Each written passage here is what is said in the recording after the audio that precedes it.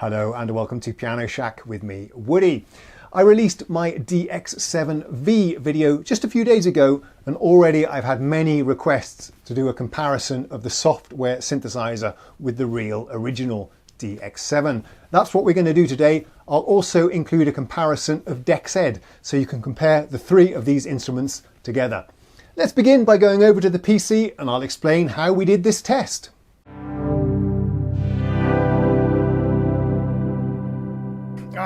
This is actually the second time of recording. The first time I realized I had the wrong camera in the screen capture software enabled. I was getting the audio on my web camera, which sounded rubbish. Now we have a better microphone, but I've got to do this all over again. But I did learn a little bit as I was doing the original demonstration for you, so we can go through this a bit more quickly now. Right, so here is Reaper, and this is the session that you can see on the screen.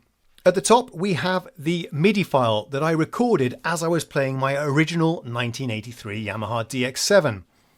At the same time, I was capturing the audio, and that's what you can see on this second track here, the brown track labeled DX7. So the MIDI track contains obviously the notes I was playing, but also the velocities, any pitch bend mod, and the aftertouch. And what I was basically doing was just improvising over the 32 factory presets. And then what I've done on this track is just selected some highlights there where I wasn't actually playing too many bum notes.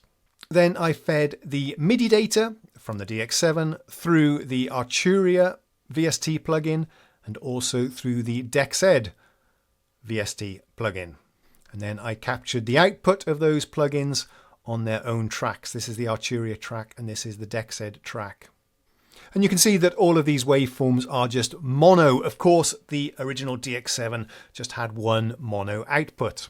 Let me show you the interface of the DX7 now that we're doing a high resolution screen capture. Here it is. I really appreciate that it is resizable and it's a gorgeous UI. I think it really captures the magical design of the original Yamaha DX7. This is the Simplified Mode where you get access to some macro controls that are assigned to different things depending on the preset.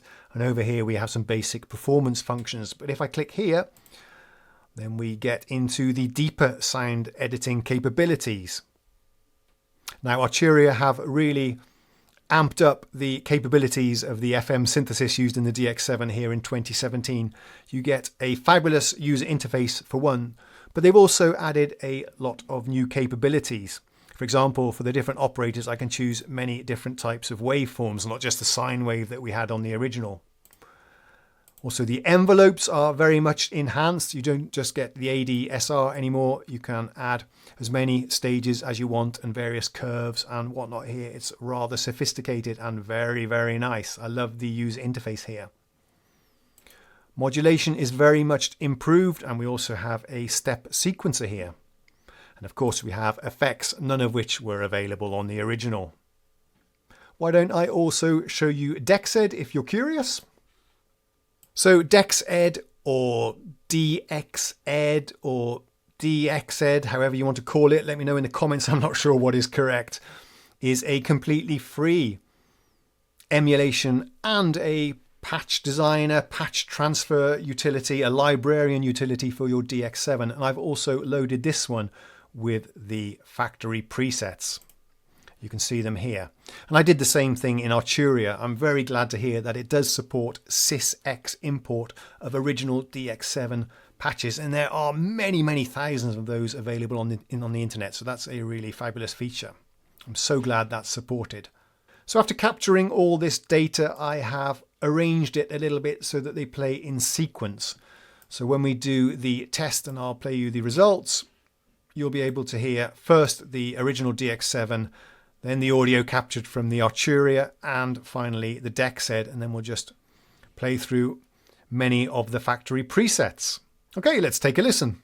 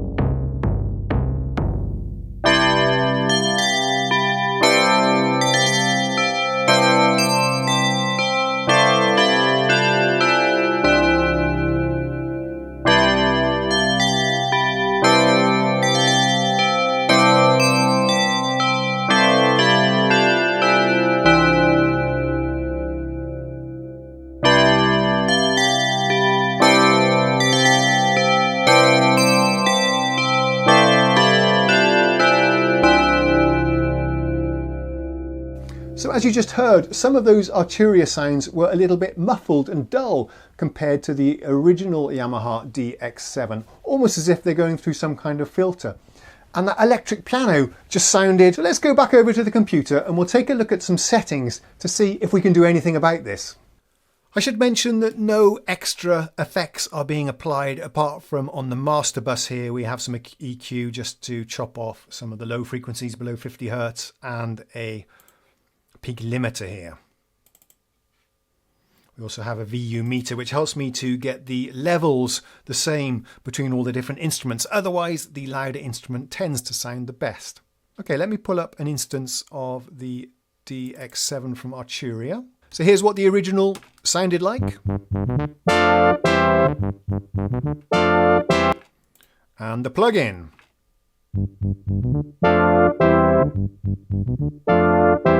Much duller. Let's dig into the settings and see if we can figure out why. The first thing I want to check is that the cutoff is not having any effect here. This is an extra feature that was added to the 2017 DX7. So I'm just going to loop this part of the track. And we'll play with the cutoff.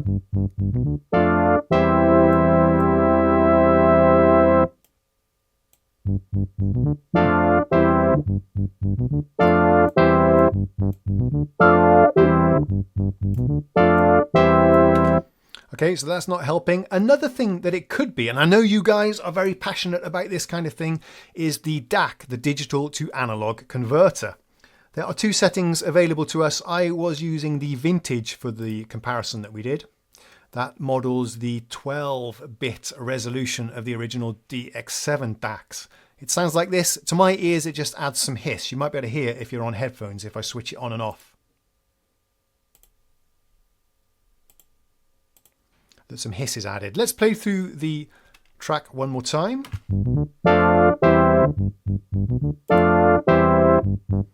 That's 24-bit modern, vintage 12. So very little difference there, really. Now, there is one more other setting that it could be. The original DX7, as you probably know, only transmitted up to velocities 100, no matter how hard you hit the keys. And some VST emulations of the DX7 attempt to compensate for that by adjusting the velocity scaling. There are two modes here, the DX7, which is what I've used, and then we have a full mode. So let's play this little section one more time and adjust that. DX7 mode. Ah, there we go. That is the setting. So to get the same brightness of sound as the original, we need to have this set to full. Let's see now how it compares with the original. So here's the original.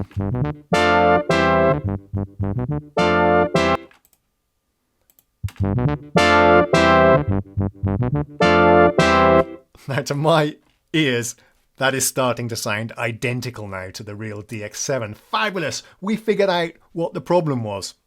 So I'm just going to resize this to make it a bit smaller. Why don't we listen to some of these other sounds as well to see how they sound with this new full velocity mode that we've just discovered. Let's take a listen to Brass 2. First, the original.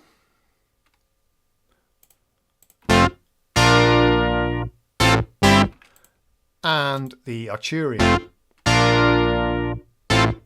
That's more like it. Okay, let's carry on. I'm having to shuffle things around here a little bit. What do we have here? Let's listen to the original and see what preset this was. I'm actually going to skip ahead to the electric piano because that's the one that disappointed me the most. Let's see if that's improved with this velocity setting. Okay, so let's have a listen to the original. I'm just going to boost that one up a little bit, the volumes. Here is the original DX7 with the fantastic E-Piano 1. Let's choose it here on the plugin as well. Okay, so first the DX7. Very dry, we have no reverb enabled here. You normally have lashings of reverb with this sound.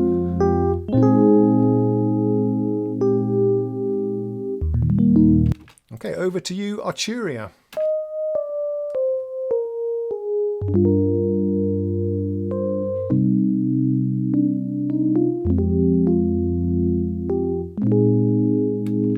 Still not quite there, but much closer. And here's DEXED.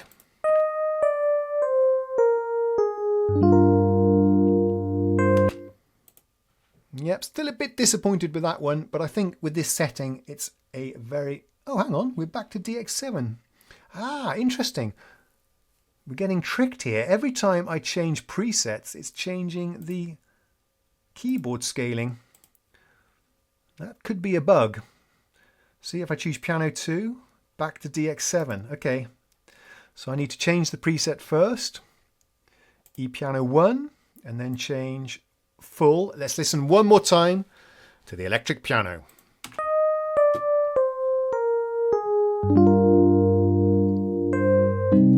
That's the emulation and the DX7. Yeah, that's it. We nailed it now. It is that setting. You've got to be very, very careful when you're changing presets. If you're trying to experience the joy of the Yamaha factory presets, you have to remember to set this one to full because it goes back to DX7 mode every time you change. Okay, we all learned a little bit during this session. And you've got to remember, it's not just about recreating the DX7 sounds from 1983.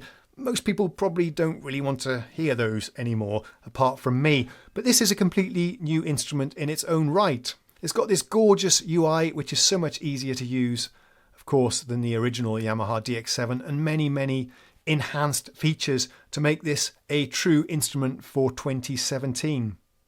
As always, please leave a comment below and share your opinion. I love to read your feedback. It makes it all worthwhile.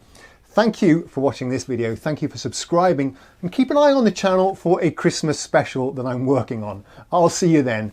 Cheerio.